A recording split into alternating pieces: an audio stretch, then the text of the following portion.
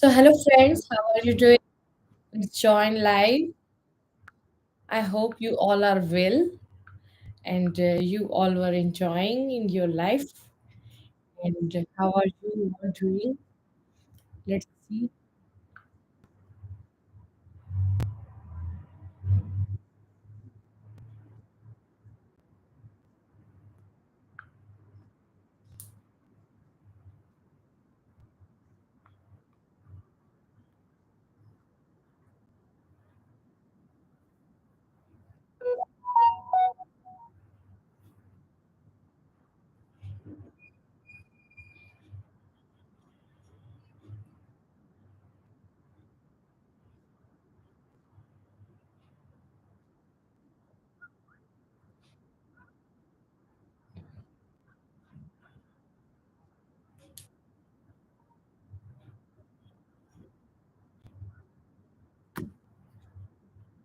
So, okay,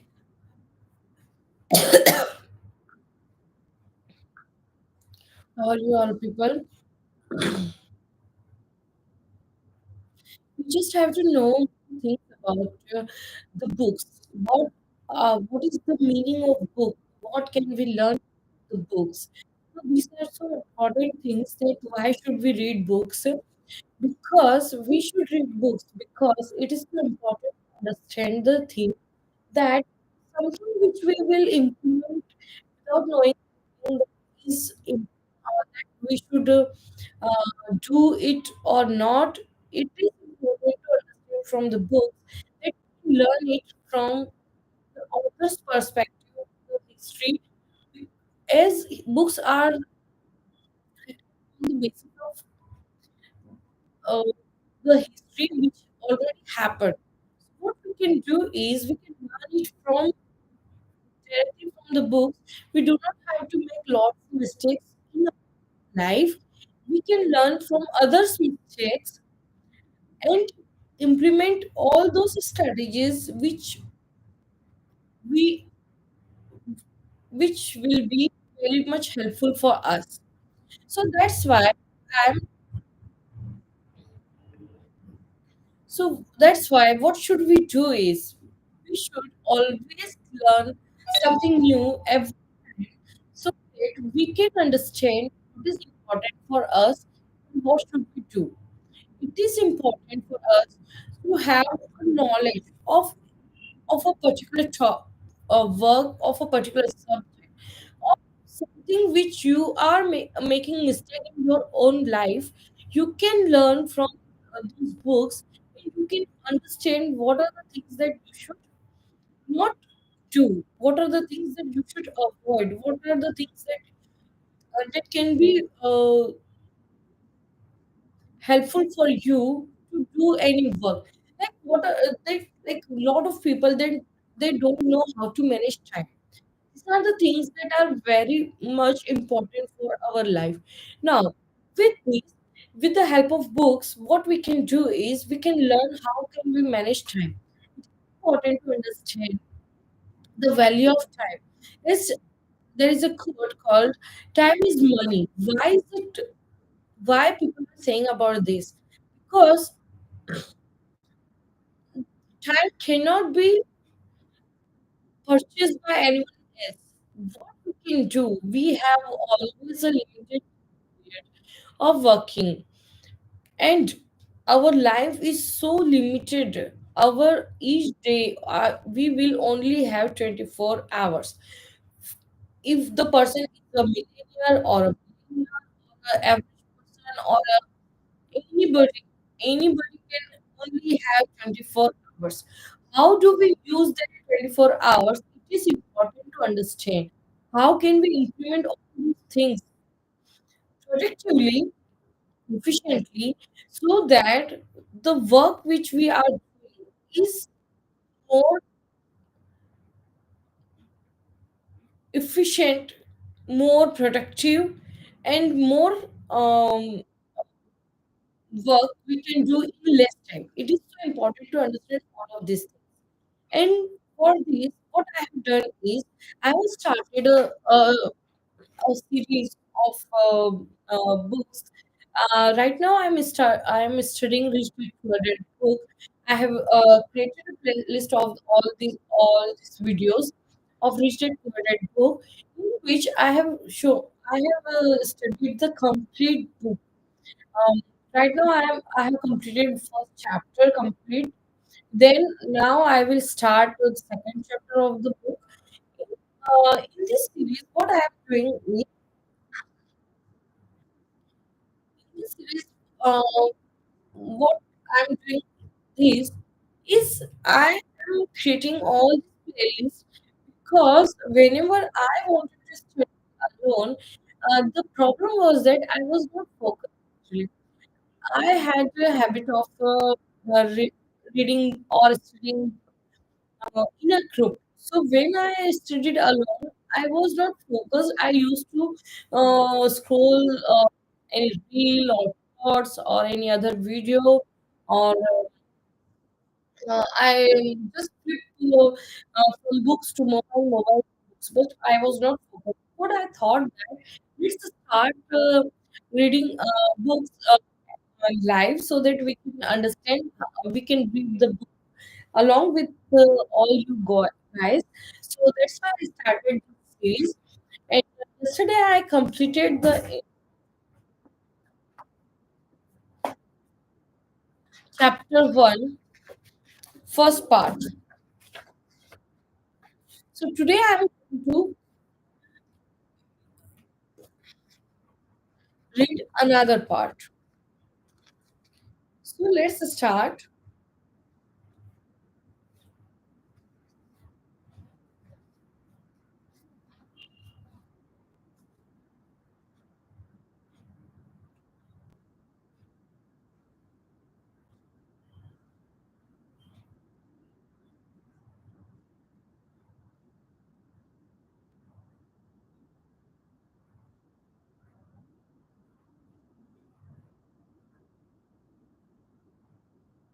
Okay. Today I'm going to read chapter number one, lesson one. The rich don't work for money. The thing is that with these we just have to use a headphone, use this use a headphone and use a book. You just have to listen to my voice and I will read it, and you just have to focus on what I'm saying. So just listen to that, and with that, you do not have to uh, read aloud. Along with that, you can read faster, and you can focus on only understanding what I am reading. So you do not have to read and understand everything simultaneously. You just have to listen to it and understand that. So um, uh, with that, I I'm reading these because uh, it will help you all to read faster. So, and we can complete the book reading faster. So that's why I started reading that. So let's begin. Lesson one: the rich don't work for money. I didn't tell my poor dad I wasn't being paid. He wouldn't have understood.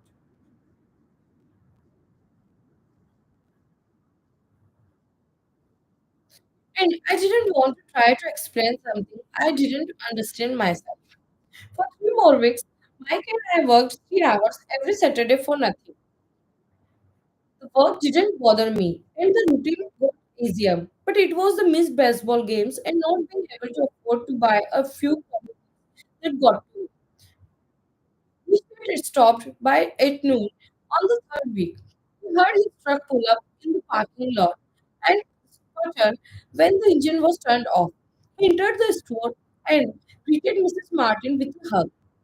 After finding out how things were going in the store, he reached into the ice cream freezer, pulled out 2 bars, waited for them, and signaled to Mike and me. Let's go for a walk, boys.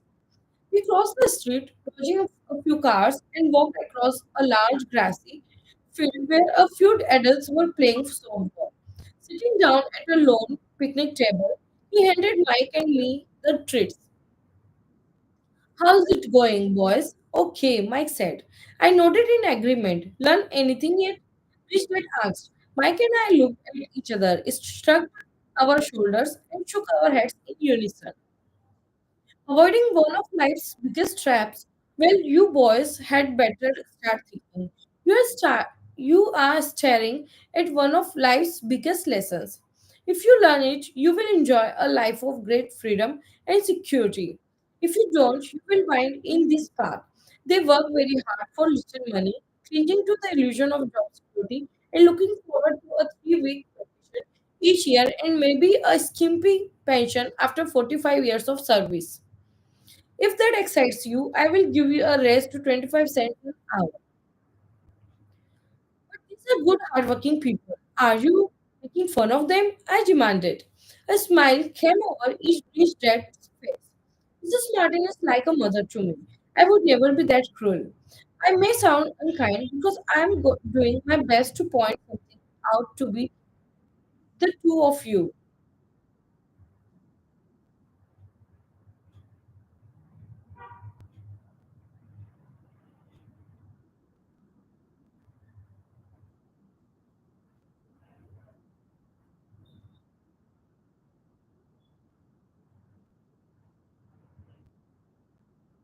I want to expand your point of view so you can see something most people never have the benefit of seeing because their vision is too narrow.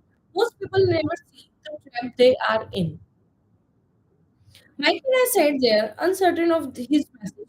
He sounded cruel, yet we could sense he was trying to drive home a point. With a smile, Richard said, doesn't that 25 cents an hour sound good? Doesn't it make your heart beat a little faster? I shook my head no, but it really did.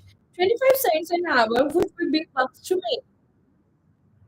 Okay, I will pay you $1 an hour. Instead said, with a sly grin.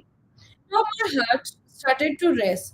My brain was screaming, take it, take it. I could not believe what I was hearing. Still, I said nothing. Okay, $2 an hour?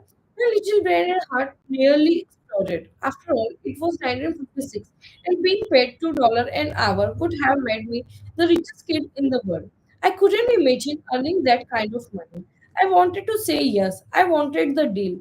I could share a new bicycle, new baseball glove, and the adoration of my friends when I flashed some cash. On top of that, Jimmy and his rich friends could never call me poor again, but somehow my mouth stayed shut. The ice cream had melted and was running down my hand.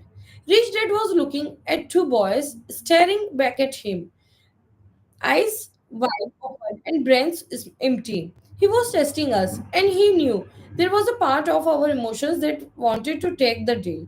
He understood that every person has a weak and needy part of their soul that can be bought. And he knew that every individual also had a part of their soul that was resilient and could never be. It was only a question of which one was stronger. Okay, $5 an hour. Suddenly I was silent.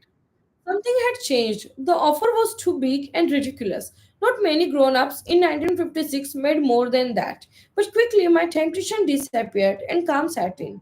Slowly I turned to my left to look at Mike. He looked back at me. The part of my soul that was weak and needy was silenced. The part of me that had no price took over. I knew Mike had gotten to that point too. People's lives are forever controlled by emotions, fear, good. Rich Dad said softly. Most people have a price, and they have a price because of human emotions named fear and greed. First, the fear of being without money motivates us to work hard, and then once we get that paycheck, greed or desire starts us thinking about all the wonderful things money can buy. The pattern is then set. What pattern? I asked. The pattern of get up, go to work, pay bills, get up, go to work, pay bills. People's lives are forever controlled by two emotions, fear and greed. Offer them more money and they continue the cycle by increasing their spending. This is what I call rat race. Here's another way Mike asked. Yes, set reached dead slowly, but only a few people signed it. And what is that way? Mike asked. That's what I hope you boys will learn as you work and study with me. That is why I took away all forms of pay. Any hints? Mike asked. We are kind of tired of working hard, especially for nothing. Well, the first big step is telling the truth, said Rich Dad. We haven't been lying. I said. I did not say you were lying. I said to tell the truth. Rich Dad retorted. The truth about what? I asked. How are you? How you are feeling? Rich Dad said. You don't have to say it to anyone else. Just admit to yourself. You mean the people in this park, the people who work for you, Mrs. Martin, they don't do that? I asked. I doubt it, said Richard. Instead, they feel the fear of not having money. They don't confront it logically. They react emotionally instead of using their heads. Richard said. Then they get a few bucks in their hands, and again the emotions of joy, desire, and greed take over. And again they react instead of think. So their emotions control their brain, Mike said. That's correct.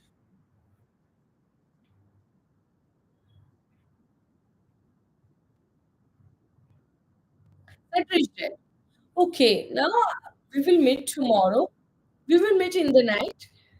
Sorry. We will meet in the night and we will continue from here. Thank you so much.